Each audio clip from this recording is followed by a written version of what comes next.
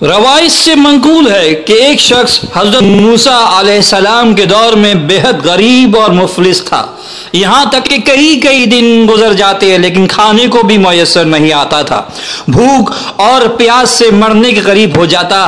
اسے معلوم تھا کہ حضرت موسیٰ علیہ السلام اللہ سے باتیں کرنے کوہ طور پہ جایا کرتے ہیں، اور اس زمانے میں کئی لوگ حضرت موسیٰ علیہ السلام سے گزارشات کیا کرتے تھے جو حضرت موسیٰ علیہ السلام اللہ کے حضور بیان فرمایا کرتے تھے۔ ایک دن یہ شخص گرتا پڑتا بھوکا حضرت موسیٰ علیہ السلام کے پاس پہنچا اور بھوک کا ماجرا بیان فرمایا۔ عرض کی، اے اللہ کے نبی، اے کریم اللہ، آپ اللہ سے میری مفلسی اور بھوک کا ماجرا بیان فرمائیے اور اللہ سے دعا کیجئے کہ وہ میری تمام عمر کا رزق ایک ہی دن میں مجھے دے دے تاکہ میں کم از کم ایک دن تو پیٹ بھر کر کھا سکوں۔ حضرت موسیٰ علیہ السلام نے اسے سمجھانے کی کوشش کی کہ صبر کرو، تمہارے حالات بہتر ہو جائیں گے، لیکن وہ بہت بضد کرنے لگا کہ آپ اللہ سے کہہ کر دیکھیں تو صحیح، بس مجھے میری تمام عمر کا رزق ایک دن دے دیں اور پھر مجھے موت دے دے۔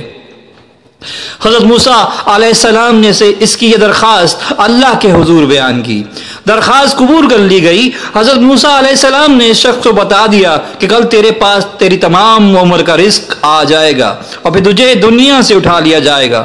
جب تو اس رزق کو مکمل ختم کر لے گا، اگلے دن اس شخص نے دیکھا گھوڑوں، اونٹوں اور بار بردار جانوروں پہ طرح طرح کے کھانے فرشتے لاتے اور اس کے دروازے پہ چھوڑ جاتے۔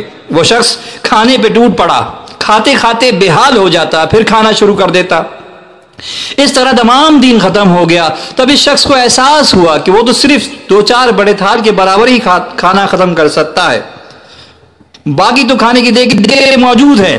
اس شخص نے اللہ سے دعا کی، اے اللہ، دن تمام ہوا اور میں پیٹ بھر کر سیر ہو گیا، اب میں یہ رزق اپنے ہی طرح کے بھوکے اور غریب لوگوں میں بانٹ رہا ہوں، اس کے بعد آپ میرے پاس موت کے فرشتے کو بھیج دیجیے گا۔ اس شخص نے اعلان کر دیا کہ شہر بھر کے تمام غریب میرے گھر جمع ہو جائیں اور کھانا کھائیں۔ ہزاروں بھوکے جمع ہوئے، کھانا کھایا، یوں سب کھانا ختم ہو گیا۔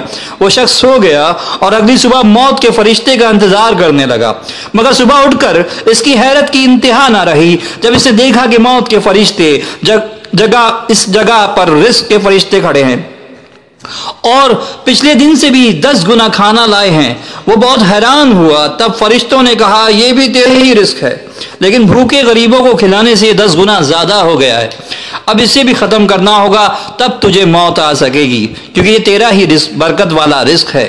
اس شخص نے پھر غریبوں، بھوکوں اور مفلسوں کے ساتھ کھانا ختم کیا۔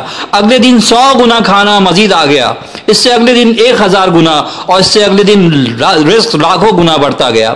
روایت ہے کہ وہ شخص سالوں برسوں اسی طرح اپنا رزق خود بھی کھاتا رہا اور غریبوں کو بھی کھلاتا رہا۔